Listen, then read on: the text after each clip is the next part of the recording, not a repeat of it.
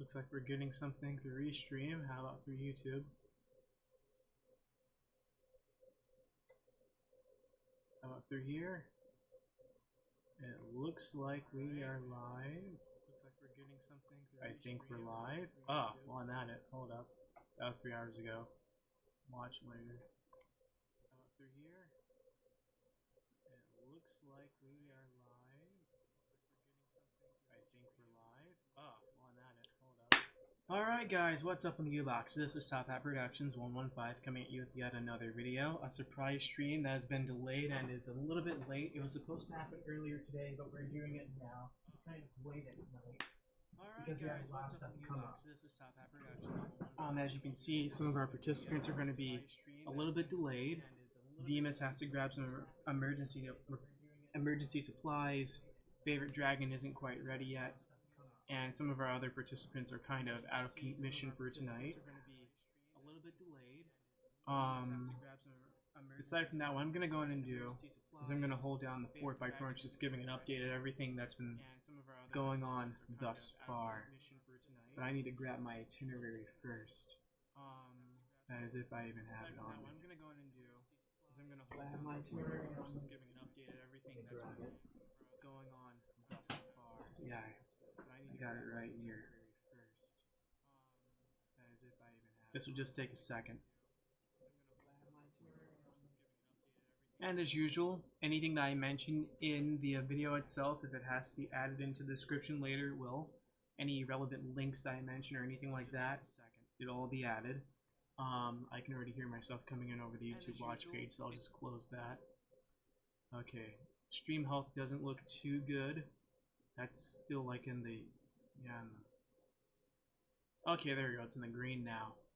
How does Twitch look though? Is Twitch good? Okay, Twitch is online. We're good. So I'm gonna go ahead and pull up my itinerary here, and I'll be with you guys in just a second. Where is my itinerary? There we go. I'm almost there. This will just take a second. Sorry that's taking so long.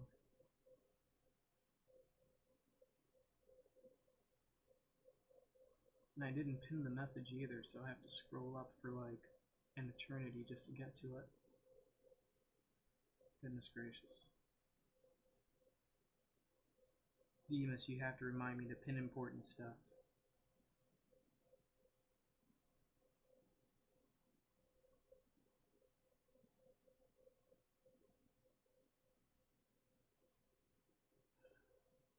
Goodness gracious. So much scrolling. I'm almost there, guys, don't worry. There we go, I found it. Okay. So, the first thing I'm going to go on and do is apologize for the noise that you hear right now. That noise that you're hearing, that is the server right now that's being set up and tested as we speak. And I've been going ham on this project for like the past few hours, trying to move it as close to production ready as I can. I've been solving all sorts of issues, from making sure that drives are initialized and getting data storage set up and ready in ESXi, to even making sure that I actually have compatible drives and everything. And right now I'm still troubleshooting an SSD and also trying to figure out how to apply security patches and updates to this thing.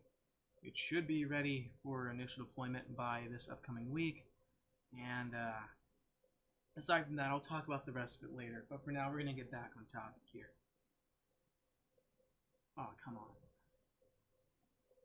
Where's... Yeah, turn off auto rotate so I can actually read the screen. Okay, so here we go. First topic we're going to talk about is what's changed behind the scenes.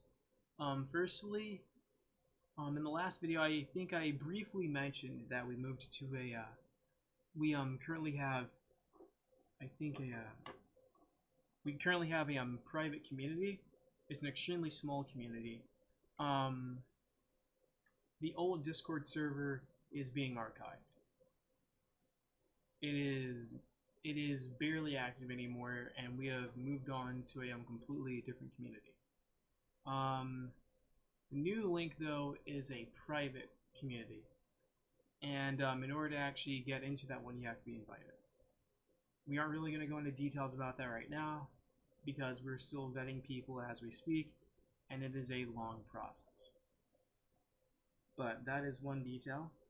We also have some news about our domain names. TXP-Network.tk is gone completely. That one was taken down just mysteriously and out of nowhere, and I was forced to recently register TXP.ml instead in its place. So that's why the link for the website is changed in the description as well. It's no longer .tk, it is .ml. And .tk, of course, is easier to remember because TXP-Network.tk,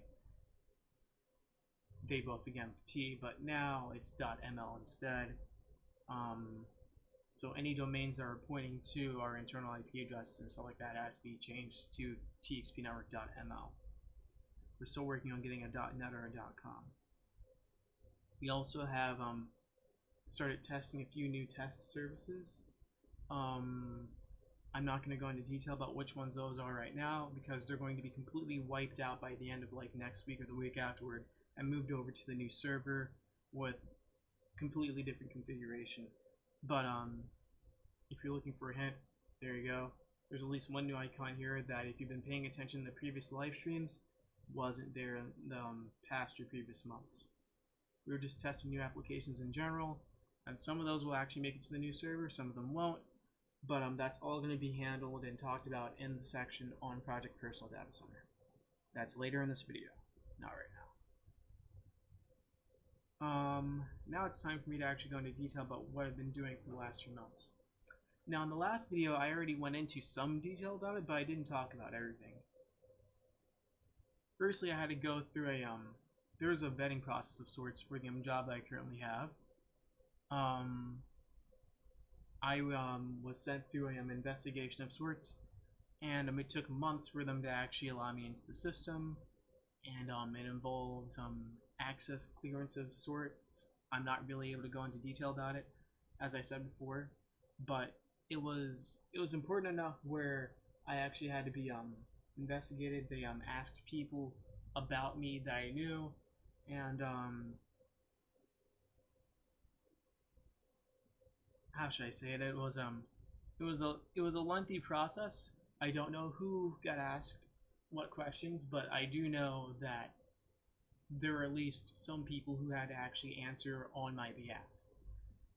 And before I go any further, I'd just like to thank them for what they did, because without them I wouldn't have my job. And it's a great job, by the way, and that's all I'm going to say. Secondly, aside from job hunting, oh yeah, and I possibly have a 5-year contract, so that should keep me nice and covered when it comes to monetary expenses and all that. I currently am also working on trying to pay off a college loan. That's around $25,000. So that new job is definitely going to help out with that. Now we're getting into the more interesting stuff. I currently have a, well, before I say anything else, I have been using an Asus Nexus 7 2013 Wi-Fi edition for like the past few years now as my main tablet, my daily driver. But I decided to recently go on and grab the LTE version of it. And the LTE version is currently being used as a test bed for a newer version of Android. I'm testing out Android 10 on this thing, and I'm trying to get it set up so that I'll be able to use it in place of my Asus Nexus 7 running Android 7. Currently, it does not have the same feature set as the old tablet. And one of the features that it will be missing is going to be the ability to act as a pretty much a USB keyboard and mouse, and that was actually granted to it because of the kernel that I was using. It's using Quanta kernel along with Android 7, and as far as I'm aware, Quanta kernel has not been officially updated for anything past Android 7. So the new tablet running Android 10 won't be able to use that kernel unless I compile it myself. So as of now, it will lose that capability, or at least access to it, until I decide to go in and compile a new version of the Quanta kernel or patches, at least to the regular kernel, for those abilities. There are also other features that it will be possibly missing as well, but now is not really the time for me to go into detail about that. I could probably do an entire dedicated video on that topic. Let me know in the comments if you actually want to see a dedicated video on that topic. I'm gonna check. Oh, did I close the chat? I'm a doofus. I closed the chat. Get over here.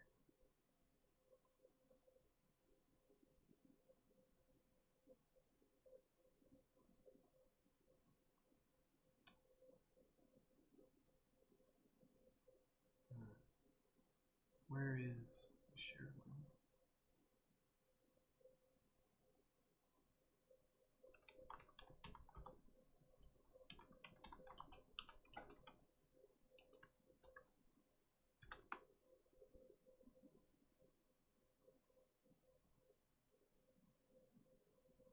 Someone just asked if it sounds too quiet.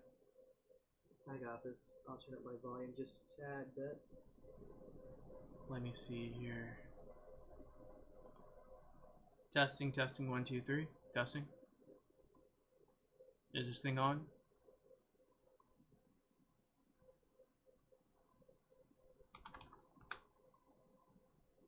Can you hear me?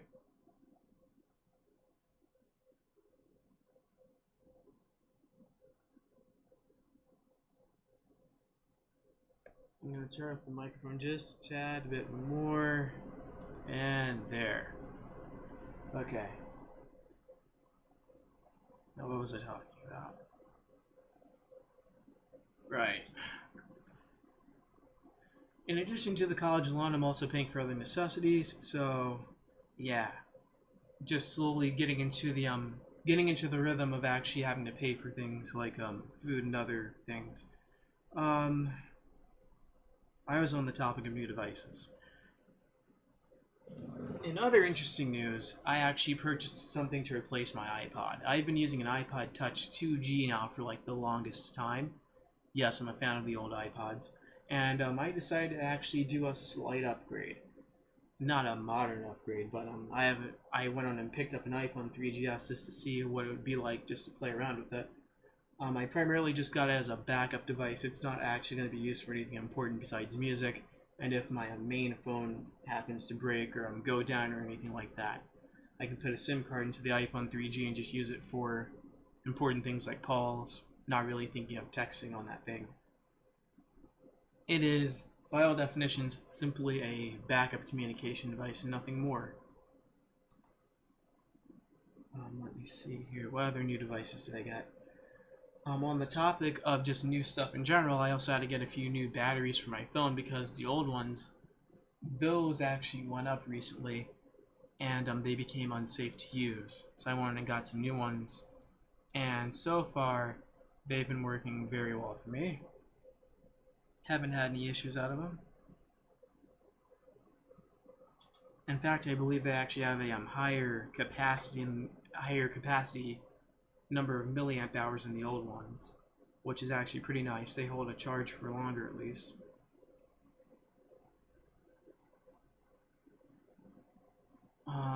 Next topic. The next topic is where I am now and current infrastructure.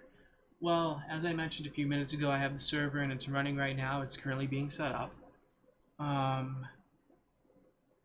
The first thing that I actually would want to get set up once everything is ready would be 10 gig networking.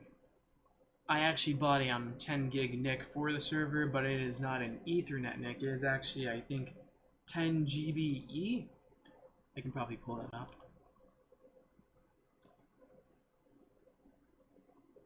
Yeah, if you can't hear me in the stream, please let me know.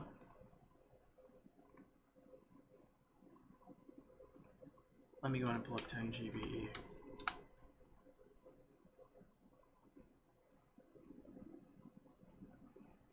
Oh yeah, it is Ethernet. But it is not the RJ45 jack sort of Ethernet. It's a chunkier connector. There's a whole entire Wikipedia page for it. I'm not the best person to explain it. But long story short, I went on and actually got a 10 gig NIC just so I could experiment with well, I guess high-speed networking beyond 1 gigabit per second, just beyond 1 gig. Where is the connector that I got? I think it was... Is it even listed here? I think it might be base T, but I could be wrong.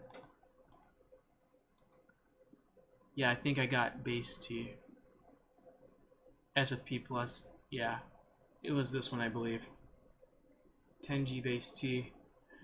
I don't have any other devices that use that currently, but I will be working on that.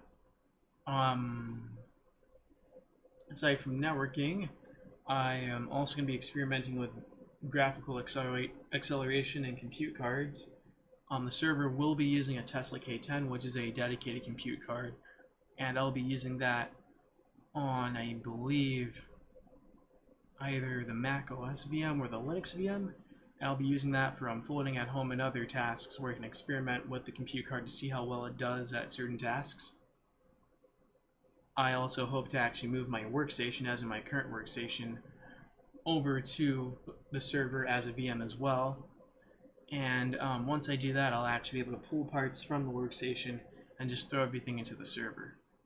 Hopefully I'll be able to just run one device instead of running the server and the workstation at the same time. I'll probably put a link to this article in particular in the description at the end of this video.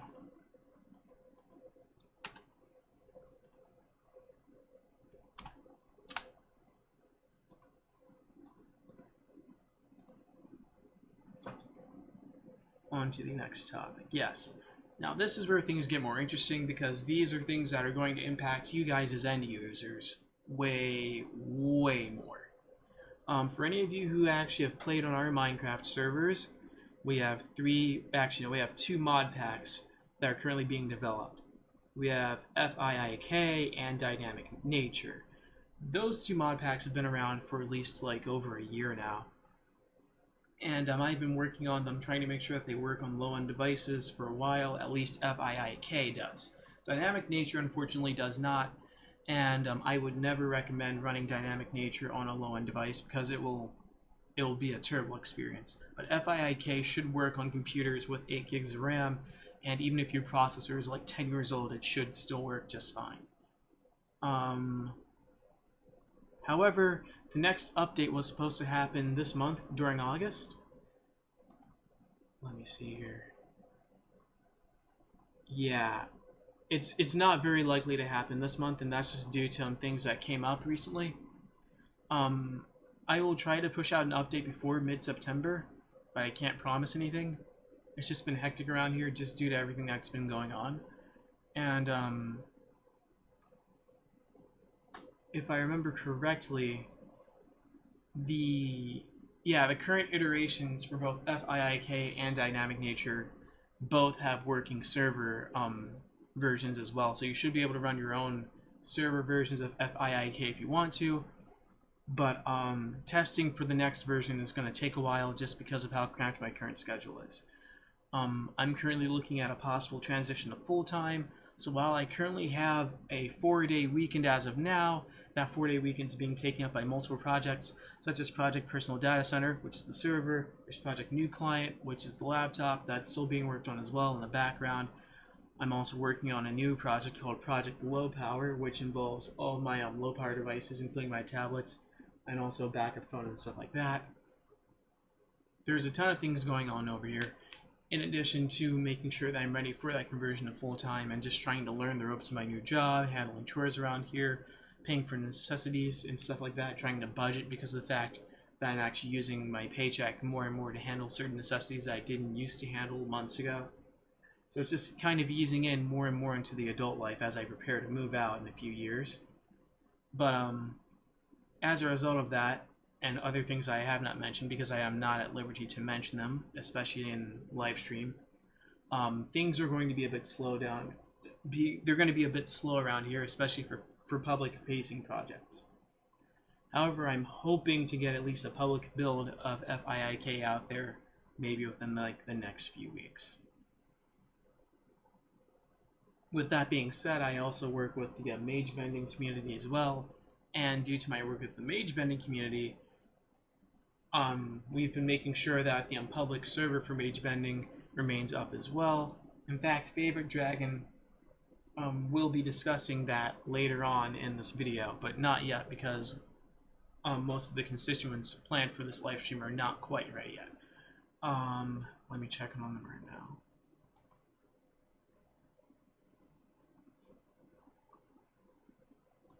Yeah, so while we're waiting, I'm going to go in and talk about a few more things. Firstly, I'd like to announce the fact that I'm hoping to actually be able to do live streams on either every Friday or Saturday. And today is the first live stream of that new schedule. I'm hoping to be able to do live streams either on Friday, Saturday, or both days, just depending on how things go, as long as I have this 4-day weekend. Now, once I do, if I end up doing that conversion to full-time, things might get changed and I might be forced to just do Saturdays, because the conversion to full-time will possibly have me working 5 days a week like a normal job. But while I have part-time going, I will be able to at least do the live stream weekly, and while also being able to work on the projects in the background.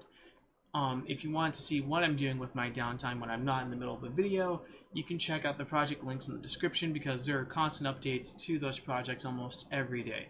When I'm not working on getting the tablet running Android 10 and getting things flashed to it, I'm working on the server. When I'm not working on the server, I'm busy checking out things for the laptop to make sure that it's up and running and ready for when the server comes in into the fold. When I'm not busy working on that, I'm possibly working on chores or other things around the house. Of course, I won't be doing any video updates about things around the house, but nonetheless, that does impact my time. And when I'm not doing any of that stuff, I might be working on FIIK mod pack or Dynamic Natures mod pack. And when I'm not doing that, I might be checking on infrastructure, such as making sure that the okay, I just forgot what I was about to say. We part of our domain is partially managed by Cloudflare right now.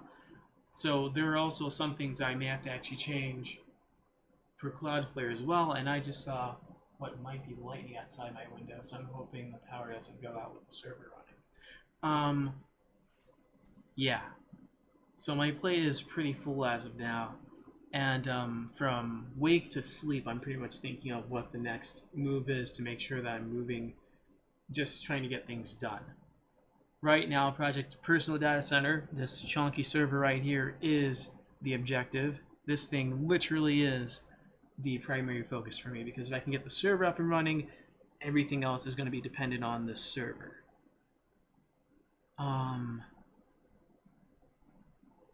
Aside from that, let me see.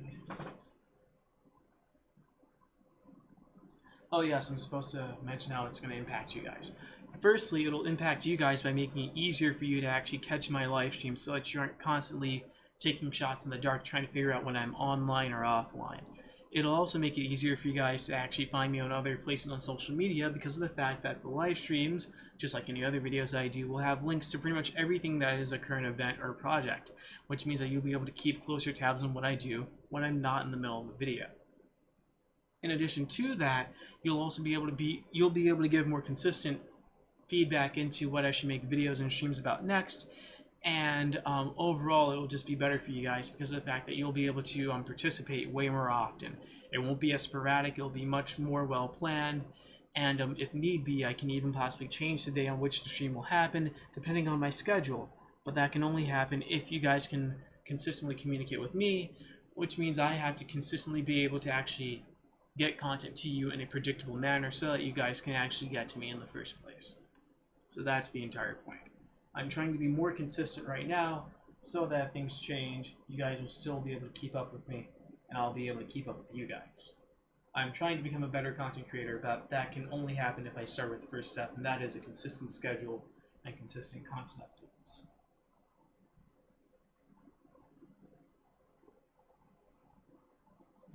In addition to that, I also want to start doing some gaming videos, but I can't really promise anything like that this time, and that's just due to all the other things I just mentioned. We did a tech news video recently, and we can probably do more tech news like videos. We actually experimented with that in like previous months, and while we weren't able to do that consistently in the past, I think we might be able to actually pull it off more so now, especially with this consistent schedule, because with a consistent schedule, we'll be able to actually plan for the videos in advance, being able to actually take the entire week to read up on content and picking out which headlines will most likely affect you guys as the viewers and what will affect our services and service provisioning in the near future.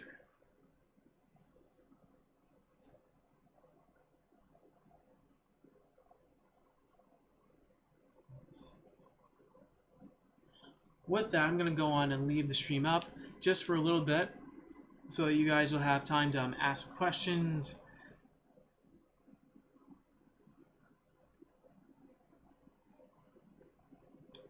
Yeah, we aren't going to have a RAM disk. Unfortunately, we will not have a RAM disk. But I wish we did.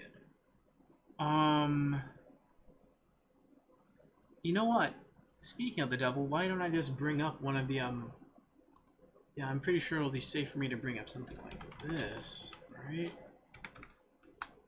Let me see. Can I bring up... Yes, I can bring up the project page. I am currently troubleshooting 2 issues right now at the same time.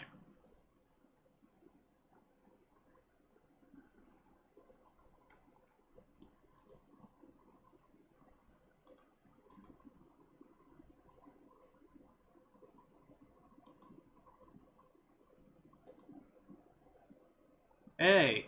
Anyone there?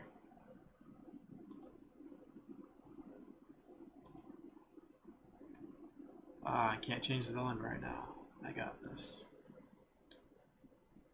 Uh-oh.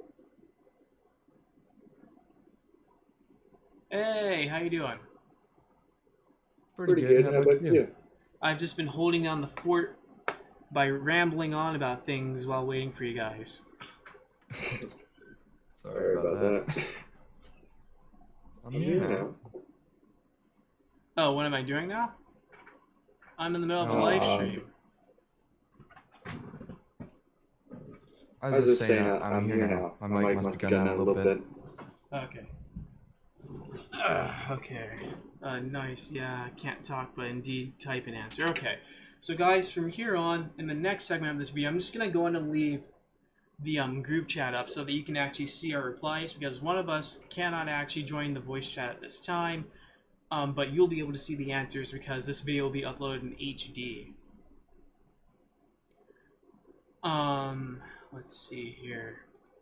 Yeah, so now is probably a good time to go into the mage bending portion.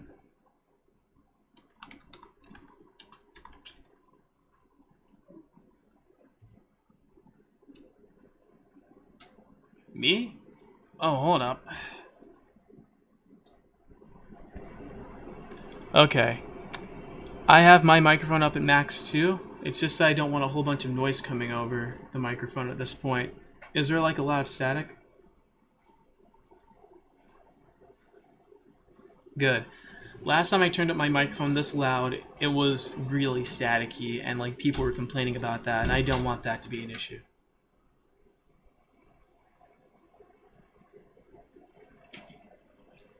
Okay.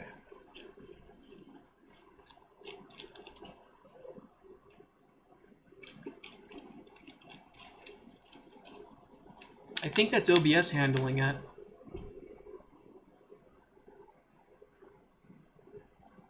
Oh boy, the fans of my workstation just kicked in. You guys can probably hear that in the background for all I know.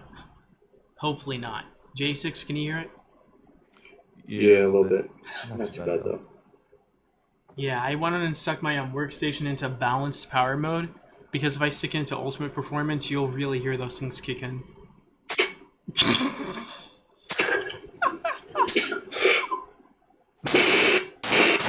Whoa, what's going on? Was that your headset going bad? You can assume that my microphone is not okay there for a second. Try to upload RTX voice for a second. Apparently the update broke it finally. Ouch. Should I actually mention Bill? Hold up, J6, I'm actually no. Favorite Dragon, I'm gonna message you real fast. I'm gonna ask you a question before I mention anything on live stream.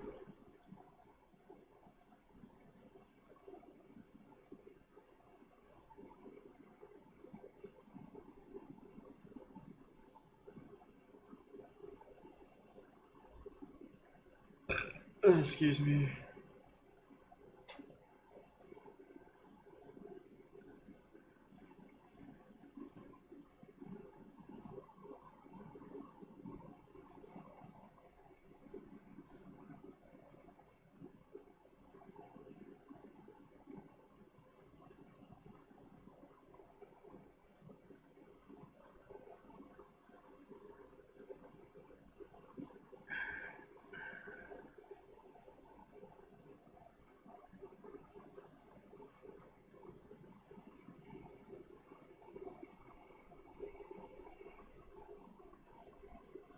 Alright guys, so I've just gotten permission. Yeah, I mentioned mage bending earlier in addition to my 2 current mod packs. As of now, I'm currently hosting a mage bending instance for someone.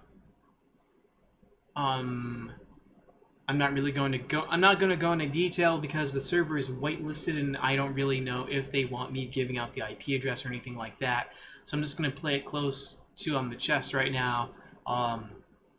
Keep it under the cuff and just mention only like certain details. I currently host the server. It's not usually me who hosts the server, but just kind of until things kind of die down with the current COVID-19 thing, I'm hosting the server just for just due to networking situations and stuff like that, and also just due to the fact that I currently have the ability to do so. I did it because I wanted to help out the mage bending community, and therefore I'm doing it. But as of now, well, actually, not even just as of now, but like a few months ago, I believe, we actually tried to slim down the mage bending mod pack just a tad bit to make it a little bit friendlier to low-end machines, like I did with the FIIK mod pack. And currently, right now, the server that I'm hosting for mage bending is actually using a cut-down version of the mod pack. So it's not exactly the full experience, but that was simply because of the fact that we had some performance issues when I started hosting it originally. We've worked out a lot of the issues. We're still fine-tuning and tweaking some of the settings, but can't exactly get everything perfect yet.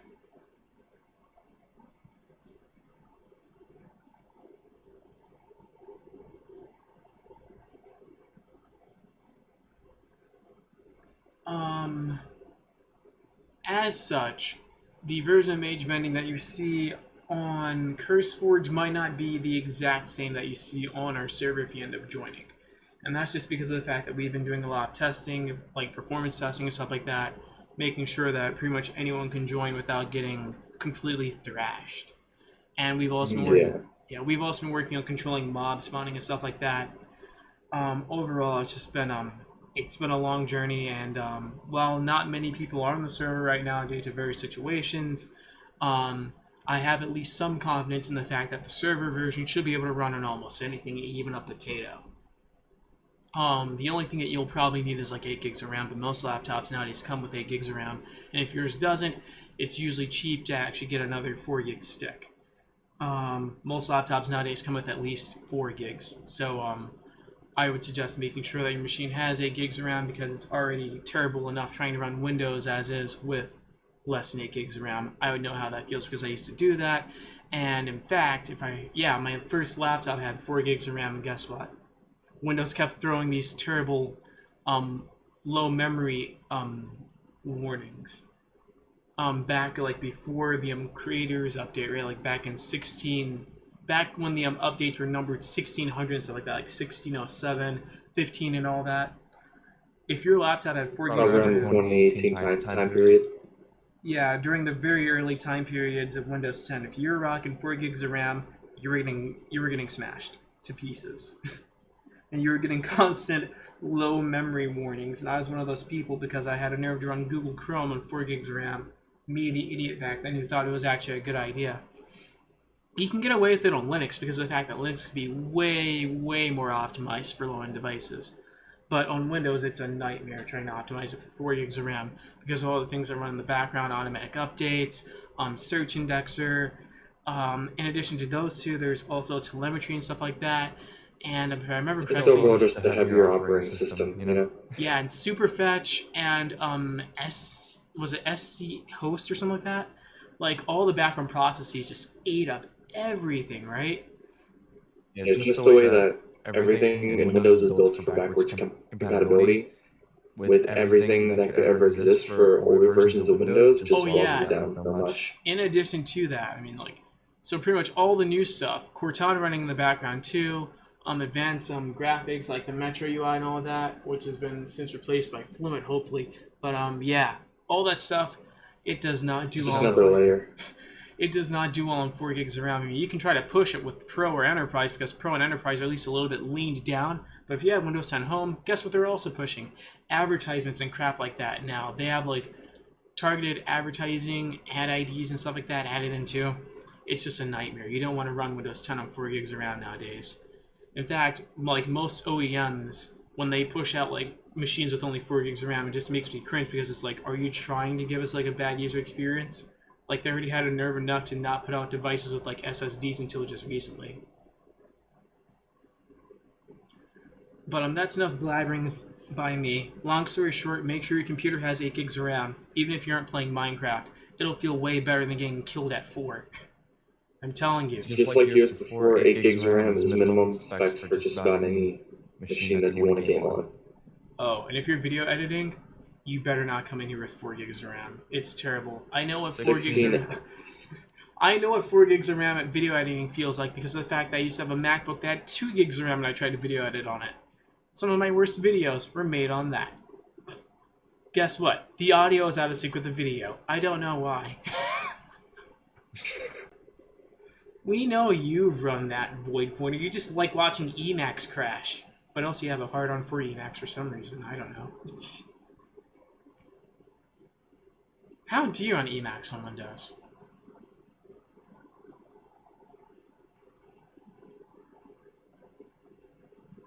Is that even possible?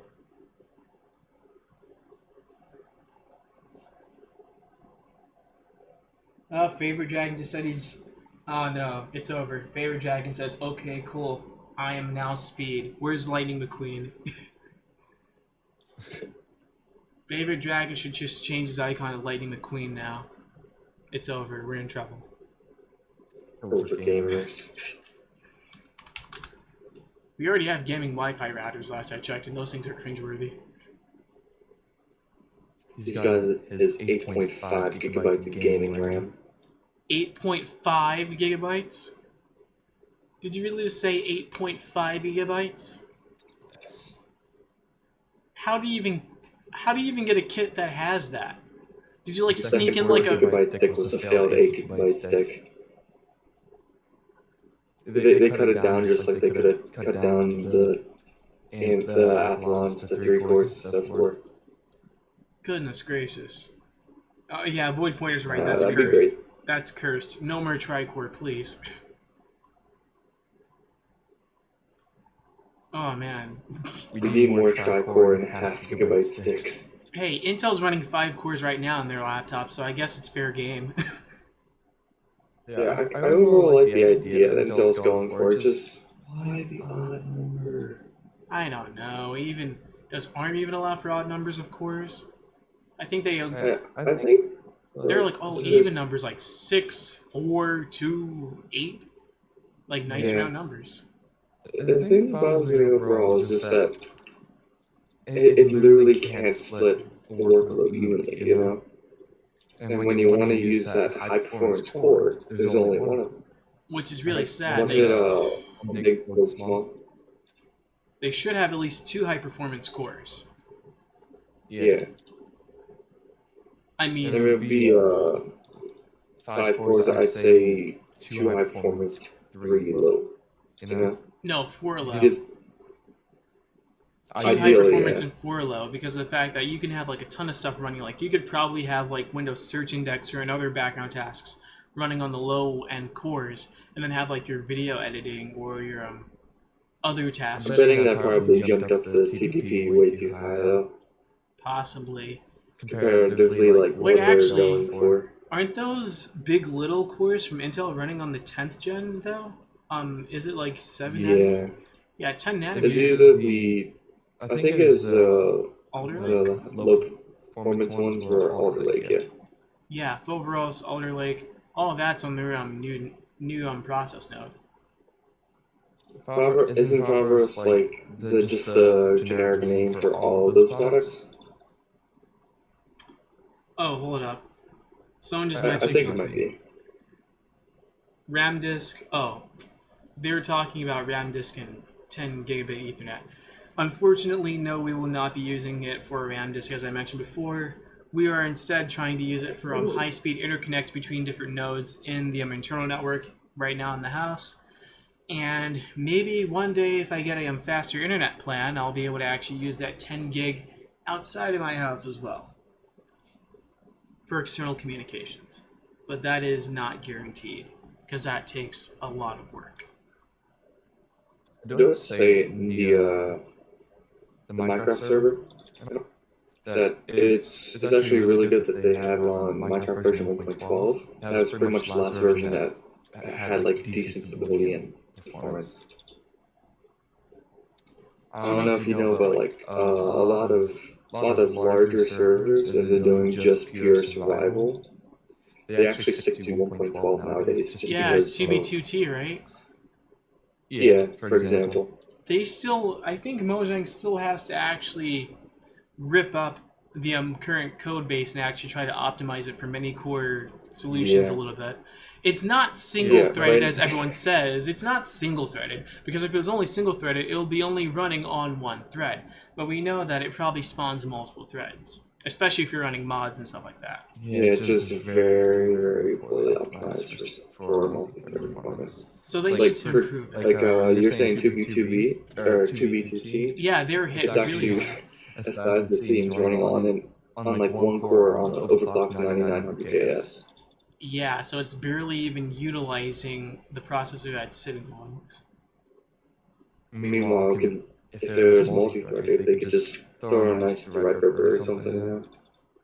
They could throw it on an old Xeon and it would work better if it was actually capable of taking advantage of multi-threading nicely. Yeah. How do you multi-thread an editor, Void Pointer? I'd really like to see that. How do you multi-thread an editor? Yeah, I see you crying in the distance behind your sunglasses, thinking you're so cool. You know what? I got an idea. Use one thread for rendering, one for when you're actually typing, like rendering the text. Use one for rendering the editor itself and like static elements such as the menus. Use one for rendering the text that you type. Use one for spell check and other background text and autosave. And after that, maybe use another for like, I don't know, checking for automatic updates. Oh, question.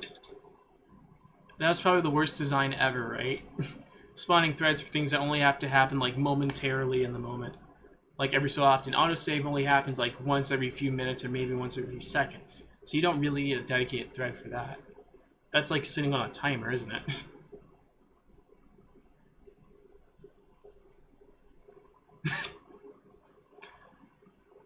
Oh, you said you have a question, right, J6? Yeah, what do you think about the new Windows 10 change with GPU scheduling finally? I think it's nice, but I've never had the chance to test it because it never got pushed to me. Oh, AMD drivers and all that, or older NVIDIA? I'm using a Pascal card. Yeah, sadly, NVIDIA's been neglecting their cards a little bit. Yeah, I'll probably upgrade to like a 1080 at most at this point, because you see, their Ampere lineup, if I remember correctly, is not going to be any cheaper. And how much did the RTX 2060 cost again?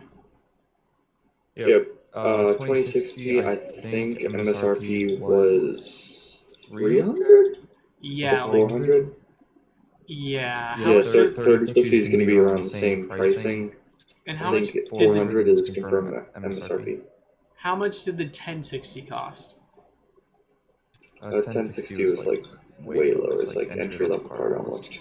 Yeah, the only thing below was a 1050. They added the ray tracing tax, and on top of that, for this generation, they think that since everything's kind of like they improved the main price bump feature, that they can just keep on bumping prices up instead of actually offering a better like offer to the consumer, you know? Yeah, and it looks like they aren't putting out any GTX cards anytime soon. I heard that's maybe further down the line. Like they You do might with see like a 1660. a 17 series. I don't know. Seems kind of strange. To be quite honest, it's gonna take a very long time, and by the time they come out with that, I could probably find like a 1660 Ti or 1660 Super for cheap enough where I won't have to upgrade because I'll have the new Turing in-bank encoder. On news of video cards, did you hear about the 5300 release by AMD? I think so, but I mean, I'm not really into low-end cards. I'm more so into mid-range, so I wouldn't know about it. You'd be educating me at this point. Yeah, it was supposed to be like a RX 550 replacement, roughly. Only problem is, first of all, it outperforms the 5300 XT that already came out. But at the same time, it's limited by its VRAM, which is only 3 gigabytes. Wait, So realistically, it can barely 1080p game. Wait, but doesn't it have PCIe Gen 4, or is that not on it? It does, but I think the actually no, it's. I'm gonna have to check. No, don't tell me it doesn't have the PCIe memory Gen. buffer is terrible on it too. Oh no. You see, remember the 5600 and 5600 XT? Yeah. Remember how they have PCIe Gen 4, and if they run out of VRAM, they can actually go to system memory in some cases if you have the right motherboard? Yeah, I'm suspecting the same thing might happen here. Well, the thing is, most people haven't upgraded yet.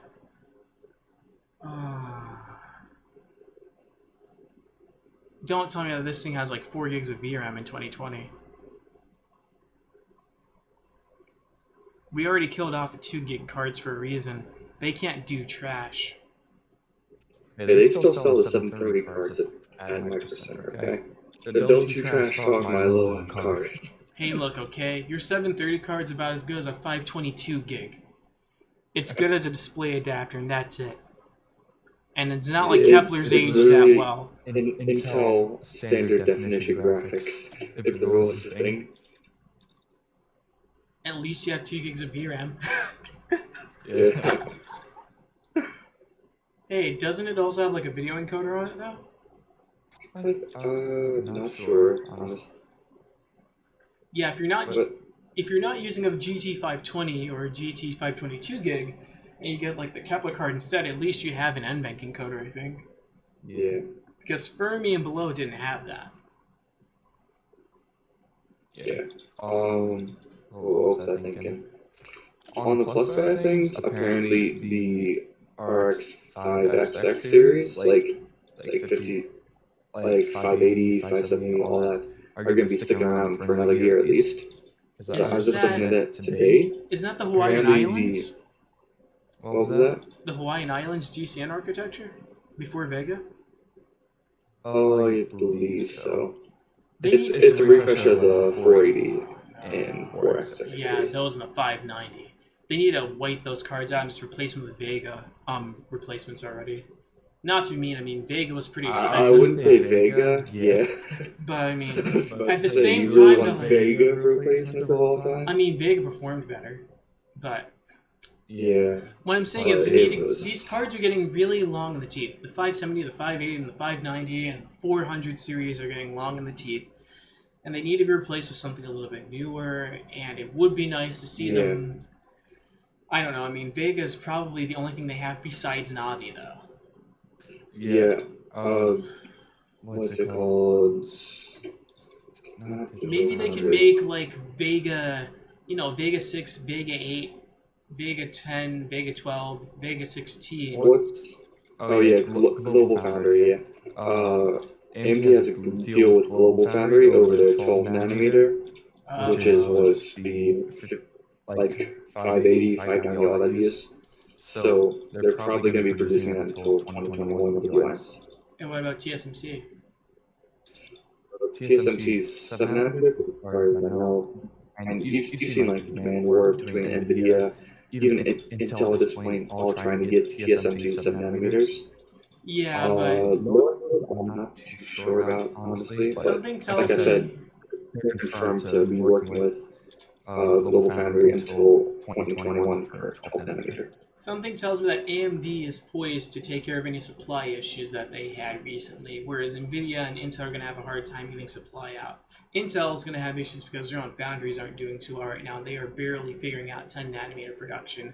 NVIDIA is busy fighting for the same foundries that AMD uses, and yeah, guess who has the better relationship with the foundries in question? Once AMD has a little bit of advantage here, I'm kind of loving it. I'm just hoping they take advantage of that, you know? I want to see Radeon graphics on Exynos. I want to see an AMD. I want to see an AMD phone! But it doesn't exist yet. Just imagine a nice 3950. Got your 16 cores on mobile. Only melts a hole in your pocket twice a night. Oh yeah, I'm just using my oh no, I can't believe it. Oh, they made some really strange points in the I don't know if you saw it, but in video like I just gave up the term covering the design stuff. What was that? AMD Ryzen 3950H. Oh, mobile processor. Just imagine that, and then imagine the APU variant 3950G with like Vega 8 or Navi 10. How about BG 10? Big Navi 10. Why do you want big Navi 10 in a laptop? I mean, if you're gonna be throwing a 16-core card in there. No, I mean like give it integrated graphics as well, so that people can use the integrated graphics for like certain tasks, and then dedicated graphics for other things. That's what I'm saying. If you still have a DV GPU, then yeah. Yeah. But I thought you meant just like all-in-one solution. I'd go like all out on GPU as well, because like we don't see a lot of high-end APUs, you know. The only time we ever see it whatsoever is consoles, and I think it could have a place in the market somewhere. To be quite honest, the only thing that I want to see right now is a mobile workstation version of it. Something that will replace my 8770W and give me something to buy. So what you're saying is Threadripper 3990X laptop. I can currently throw a GTX 1080 MXM in my laptop if I want to, and I have 2 drive bays ready for big fat 2 terabyte drives. And I can put like 16 gigs of RAM into the laptop too. Over the what? Thermals. Thermals of... Just thermals. They're pretty much, it's pretty much a whole video just explaining the thermal design and like past generations, all this other stuff. Oh, I haven't. I think that's most of it. I haven't seen it. Link it right here in the chat. 1 second. If you link it in the chat, I'll throw it in the description of the stream so that the other people can see it too if they haven't already seen it.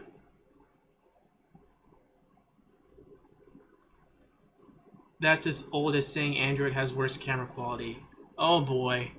Void Pointer, whoever said that, tell them to go get a Pixel phone and...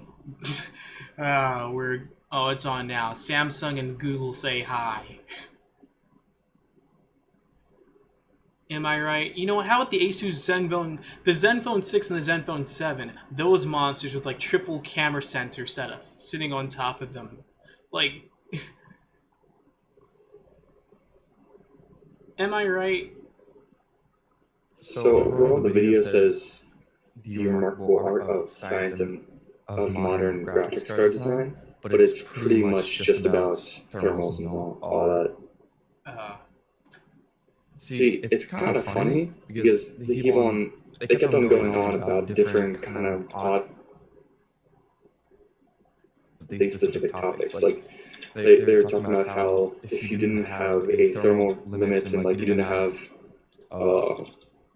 if you didn't have a heatsink or anything on your GPU, it would operate at like 700 degrees Celsius and stuff like that. And it's like 700 degrees Celsius because your next gen cards are like yeah. You can't run at 700 because it's gonna melt before then and deball itself. It's gonna short out and what? It was like okay, like trying to make the card watt not seem as bad. Art and science of We already know design. that. I was expecting them to talk about their CUDA execution units and their graphical pipeline, shaders, and texture mapping and all that in a video of that sort. And like FPUs and stuff like that. Yeah, they fuss about that, but they also tease the shroud and to the 3090. It's in, you can see in the comments there's different timestamps, just the different little clips of it, but it's nothing that we haven't seen before. It's just official buying video. It's just not really something that's worth me watching then. When are they gonna stick vapor chambers on these things and thin them out? I'm tired of friggin' GPU sag. Maybe not vapor chambers, but I think they have a whole bunch of heat pipes coming off the main GPU. Can you use a combination of vapor chambers and heat pipes then? I mean, it's technically the same kind of concept except different execution. So I guess. You know what, how about this? Are vapor chambers better at removing large amounts of heat than heat pipes? Which one is better at removing large amounts of heat faster? It depends on us. To me, honestly, because heat pipes are better at moving it around in certain ways, versus vapor chambers, which, depending on like how you use them, can be better just spreading the heat around, you know, instead of just moving it in a certain way. Idea. What would happen if they used vapor chambers on like the memory and some power delivery, but for things that produce way more heat, they just use straight up heat pipes? I'm just waiting until water cooling is industry standard, honestly. I can't do that because none of my stuff is water cooling ready. Oh yeah, but just imagine if everything was. Then I think it's about time almost. I'm sorry, but that's incurring a lot more risk. Like, who here It's a cool idea, but... It's a cool idea, but when you have to deal with modern consumers that don't know what a start button is half the time, who's going to replace the water pump and reservoir if the water pump goes out? Like, you know how they have some combination units where the water pump and the reservoir are combined? I meant more of just like AIO solutions, like pretty much like the hypercards we've been seeing by EVGA for the longest time, except just that kind of standard for like high-end consumer cards and all that. I would just like how we saw the Vega 64 Liquid Edition, or is that what it's called? Liquid Edition? Yeah, Something but like that. the reason why they made the Liquid Edition and the Air-Cooled Edition, I mean, that's because not everyone's going to be able to use a liquid-cooled card. Not everyone's going to have a place to mount that radiator. Not everyone's going to want to actually try to troubleshoot that thing if something goes wrong. Yeah. Maybe That's why we have reference designs versus AIBs and all that. I just feel like at least for... Because the reference card is to set the standard for cooling, you know? I feel like if they set a higher standard of cooling, at least to some degree, even if it wasn't water cooling, something actually substantial that could cool it down and not have these little issues where it's like, oh, the stock thermal paste is terrible. These spots get hot. You can't really overclock too much because the VRMs overheat. All those kind of like little issues. So they're actually solved. You don't have to worry about them from the reference model. That way, AIBs aren't as likely to go out and be like, hey guys, here's a blower style card, one fan, half of the exhaust. Not gonna work out well for you. Don't most AIBs like throw on like they don't throw blower coolers on? They throw on like multi-fan. It depends on the vendor. Yeah, but we don't buy from blower vendors because we can get a blower card from NVIDIA or AMD out of reference design. And even NVIDIA... Aces put out a blower one for the 1080 Ti. Well, I mean, like, Aces. that's Asus. We know they have issues. Didn't they, like, get in trouble recently? Yeah, but they also make cards like the Strix, you know? It's like... I'd at least want like a standard to be set, or at least to some degree upheld, maybe? Asus and MSI got in trouble with two different things recently. Who was the one who tried to bribe... MSI bribe Asus, not sure. Yeah, MSI tried to do a bribe, and Asus tried to blame something on AMD that really was on them, I think, or something like that. Having to do with GPUs and mounting pressure or something like that. Yeah. I think it's like some specification or some like specific issue. But adding board partners and OEMs, sometimes they can be a little bit difficult to trust with the way they put out products. I'm not saying that they're bad or anything, but I mean, Yeah. I'd rather, if anything, like aren't there also like third-party coolers for reference boards? Yeah. I'd rather just buy a reference board and get like a third-party cooler for it. Yeah. In addition to that, also if like the water cooling components happen to go wrong, I'm not going to be the type who wants to go through it, or even if I wanted to, I wouldn't have the time to because of all the projects I do. That would be just They were just saying IMA. the heat sink to the 3090 is supposed to cost like $150 alone, like the entire $1,500 for it. Oh wait, what? Yeah, apparently the whole heat sink assembly itself for the 3090 reference card is supposed to cost around $150, like to NVIDIA. Wow. Yeah. Like, I just wish at least we'd have like the option maybe just to be sold like the PCB and the die itself, you know? And then just have like pretty much what AIBs get except less like here you can make your own PC, like make your own kind of custom PCB and all that. No, just like a reference card that we can modify like with our own cooling solution or whatever. To me, I feel like that would be like a good For way overclockers and enthusiasts, prices, it would definitely work. It would. Yeah, but for people who don't know what they're doing, how would you keep it out of their hands, though? That's the problem. Like, they're saying, oh, it looks slightly cheaper, but it's like they don't know it's cheaper because they have to go and put their own just stuff. have it on like a little bit hidden in the website, just like usual for most products like that. Some person buys it for their grandson because they want like ultimate performance, but they can't afford the one with the cooler, and all of a sudden, like, oh, my car blew up. It's like, you weren't supposed to do that. You ran it with a bare PCB.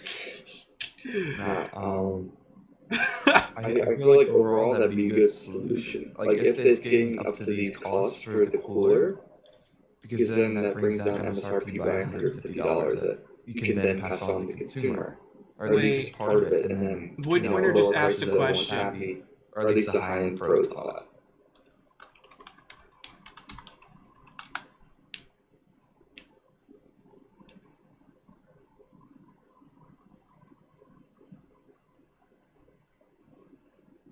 Yeah.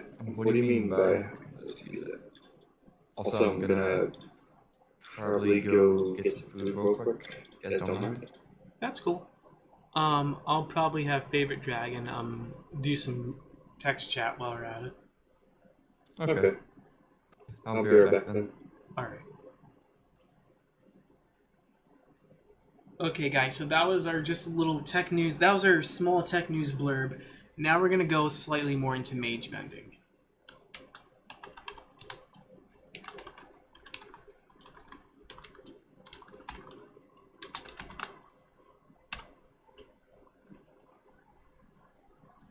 Now, a lot of this is going to be just kind of read off the screen. Yep, you're free to type, dude. Go on. So guys, please pay attention to the screen because there's going to be a lot of stuff being typed in, especially pertaining to the avatar mod and mage bending in general.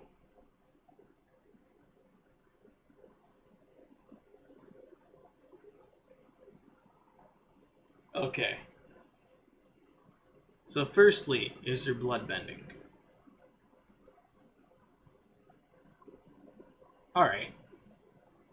How about lightning bending? We have lightning bending. It's over, I'm getting that.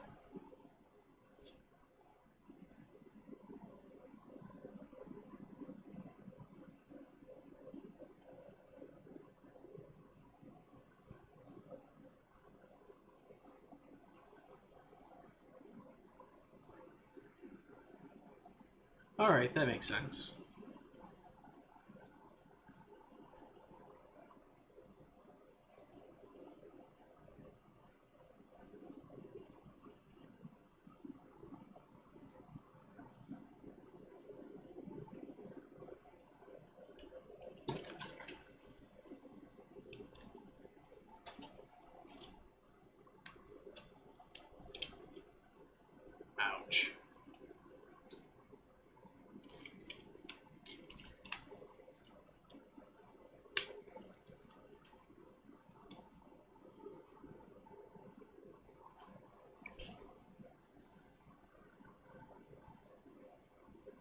Got any screenshots, bro?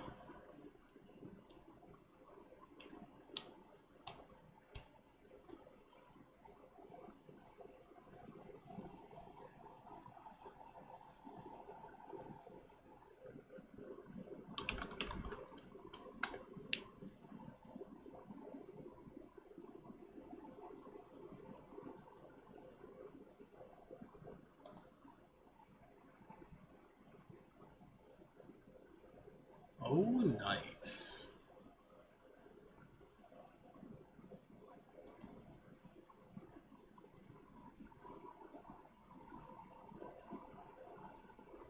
That is actually nice. What happens if you try to pick up a wall, though?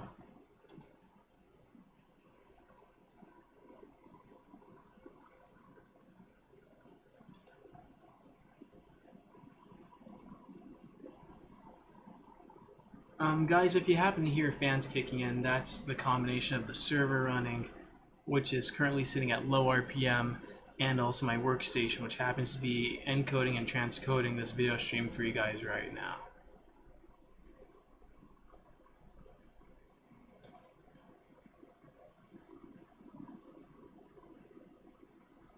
So as you can see, there is a lot of stuff coming.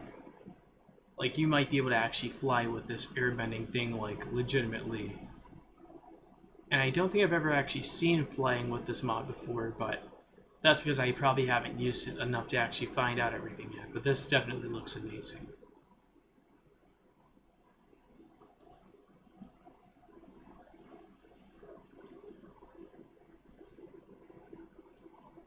Let me go in and check the chat real fast. Okay.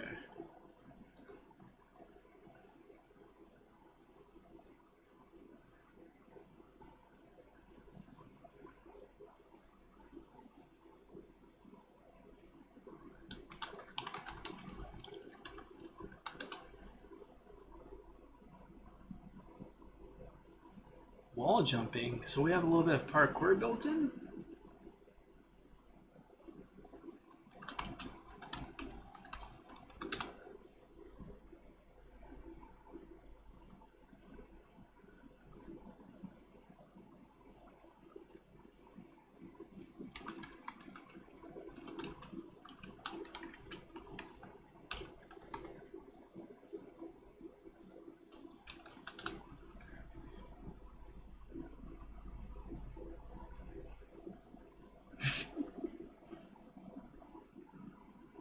Just have someone with like lightning bending look like Raiden.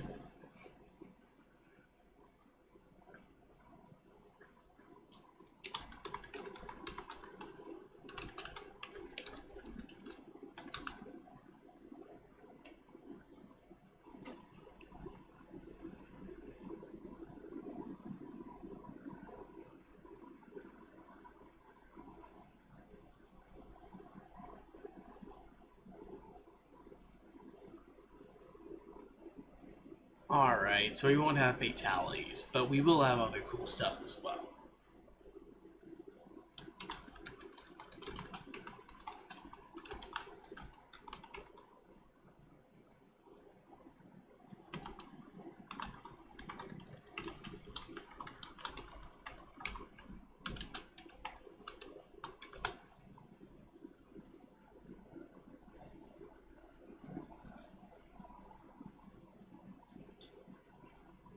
I've been meaning to do a nightmare update for like all of my mod packs for a while now. I will definitely do that this year, like during October. So watch out for realistic torches and a few other terrifying mods. I think FIIK will definitely be increased in difficulty. I'm gonna include a link to realistic torches soon.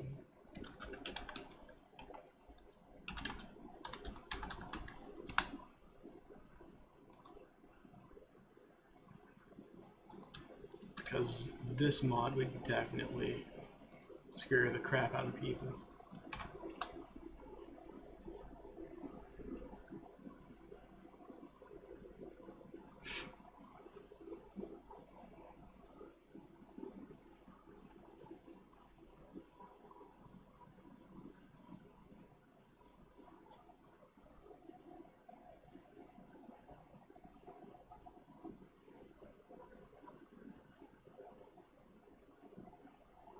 also actually tempted to start a new mod pack soon, but it would be a really simple one with like only 5 to 10 mods at most.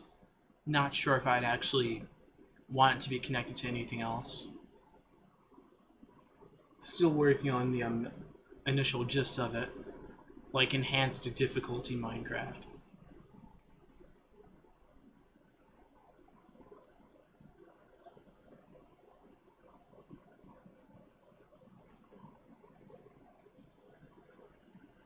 Oh no, Favorite Dragon's gonna try to crash Minecraft by himself. This is gonna be terrifying.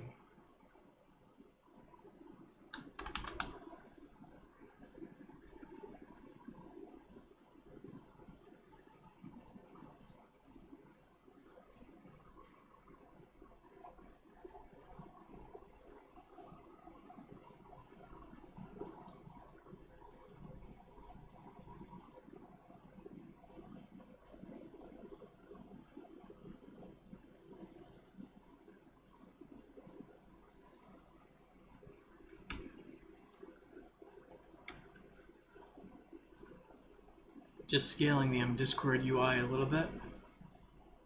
That was 2 clicks right there, so after the stream's done, I'll just reduce it by 2 clicks.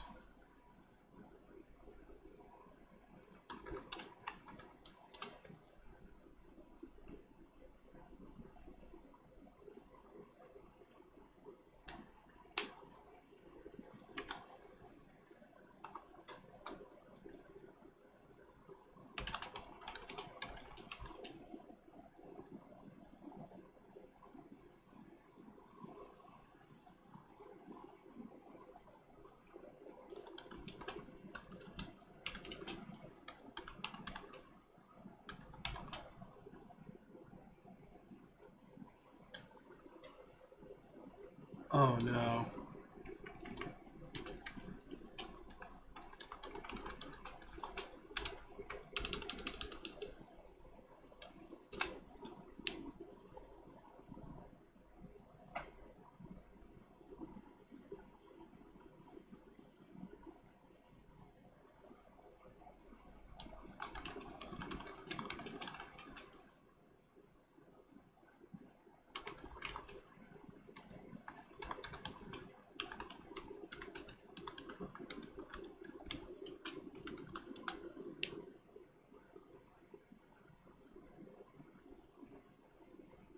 I thought Emacs was the editor. Let me check. Is Emacs an editor like I thought it was? Yeah, it's an editor.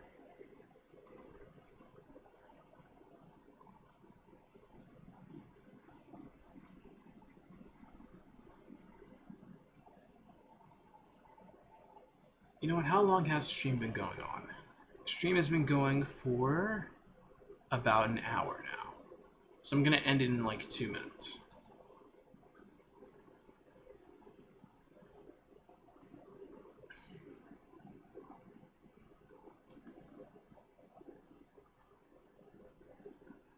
Favorite Dragon, you have the stage for the next 2 minutes.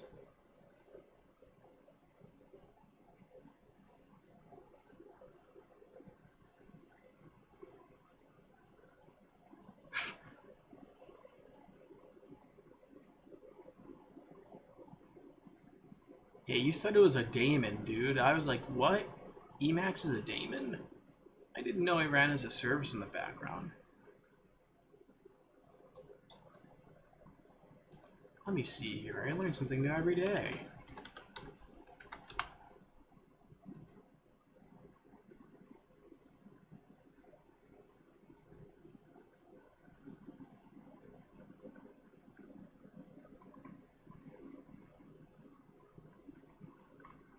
Interesting. Unfortunately, I will not be using Emacs.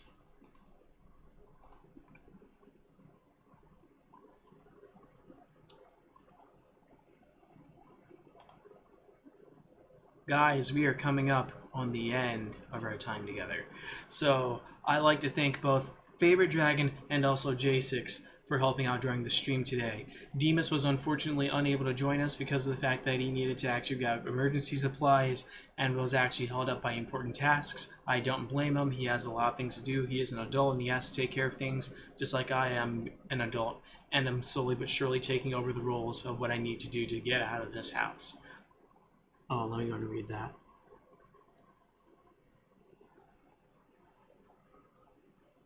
Yes! Potato users rejoice.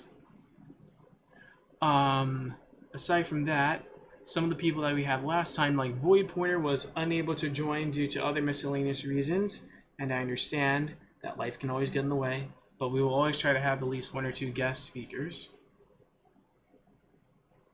Oh my goodness, true. I will not be putting any test builds on the server as of now, because the server will undoubtedly be crushed if we try to do that. Just imagine what everyone on Mage Bending will be saying if that happened.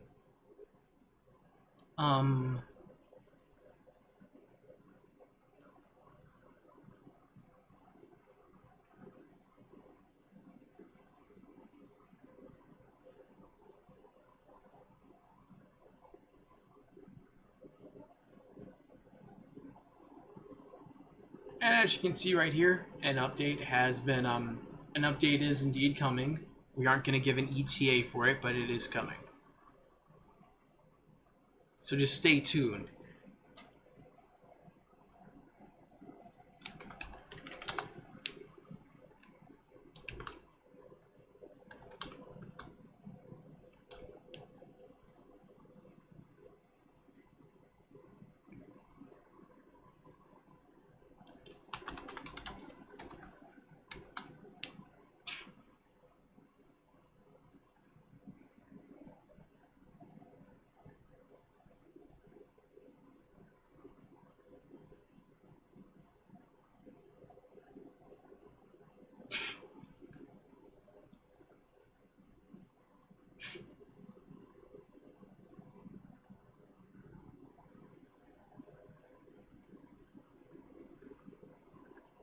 Well, I mean, like, if the RNG is not in your favor, though, then is it like salmonella?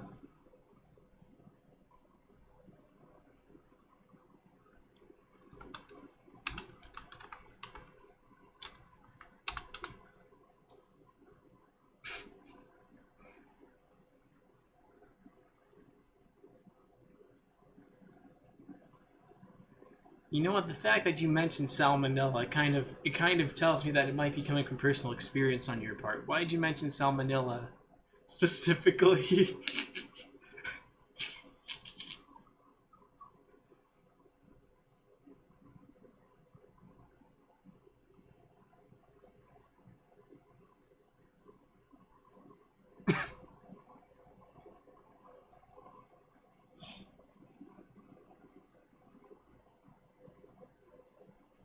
Can you use like pasteurized egg whites in cookies though? I'm not sure.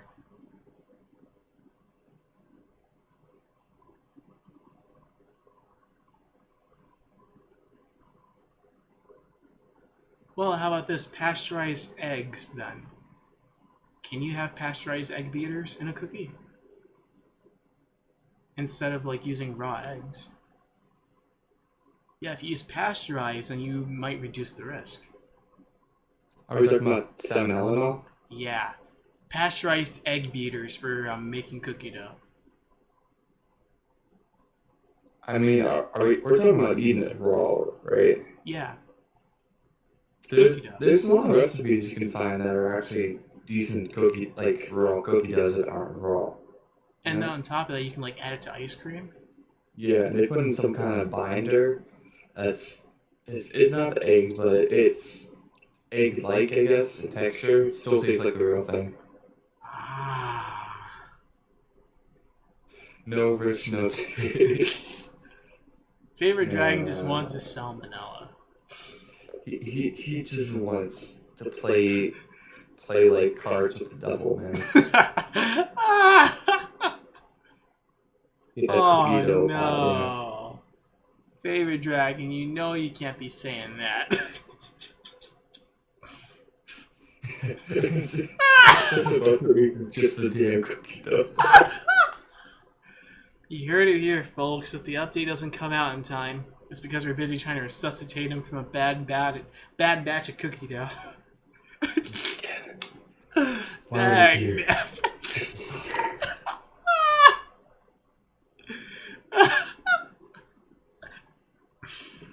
Alright guys, I think we've lollygagged enough on the stream. It's been over an hour since we've started. Are there any final points that we'd like to mention before heading off?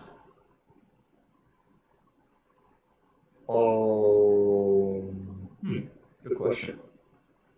I mean, besides the fact that these NVIDIA cards are going to be absolute chonkers. I mean, in both price and also performance. Mm-hmm. Well, not as bad. They did their little bit of price testing already. They were going to put at 2,000 for the top end card, but they saw the hard backlash. They dropped it down to 1,400. I suspect we'll either see a slight price bump or gouge, depending on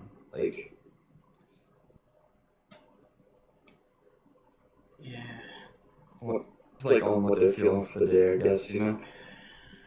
Because Jensen apparently determines MSRP like sometimes right before the actual presentation. I know. And I'm surprised at how much AMD's keeping their lips shut, though. You know. Well, I mean, I think it's a good idea because AMD, they can choose to react to Jensen's pricing after the fact if they need to in order to undercut him and make him wish that he hadn't put out fatly expensive cards. It's pretty much, it's like a different but the same kind of advantage Xbox has right now, because while their pricing is kind of leaked in some manner, they don't have exact prices down for the products. And also OEMs get special pricing too. OEMs get special pricing, so even if you try to base off of that, consumer prices might be lower or higher. Only thing besides that, let's see, anything, other talking points. Just, we're in for a wild ride when it comes to hardware soon. We got consoles that will outpace some modern desktops, like from the last year or so. We've got GPUs that come out that will beat pretty much one of the largest generational improvements we've seen in a while. We've got actual competition GPUs for once. It's going to be an exciting time for hardware, you know? And the one thing that could ruin it all would be for... The thing is, we already have NAND... Another shutdown, man. No, I mean, the thing is, we already have NAND... COVID-20. Oh, come on!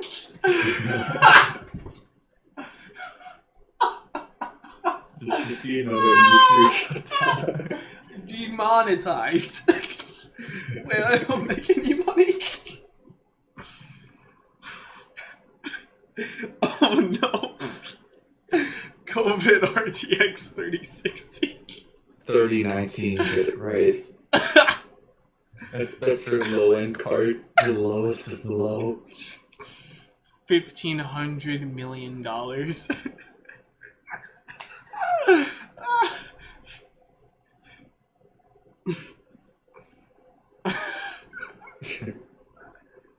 Yeah, I'm pretty sure some people will go the COVID RTX 3060. Play your games at 1080p till your death. When you die a game, you die in real life. What is this, Sword Art Online Season 1? Oh no, not that. This is 2020 Season 2. Hold up. What happened to Log Horizon? So, what are you guys going to be doing once the credits roll for 2020? You know it's over, you know? 2020 once Part the credits 2. roll, There's going to be like a 20... Strikes Back now. Oh my goodness. Then every year after that, it's going to be another Force Awakens. Oh dear, no, it needs to be A New Hope. There is no hope. Darn it, Star Wars memes. At least it's not prequel memes. Don't you dare mention Jar Jar Binks. I'll spare you this time. Maybe not next time, though. I will never mention the prequels again. Just because of that, I'll never mention them again. Goodness gracious, I'm cringing so hard right now. If you Jar Jar Binks,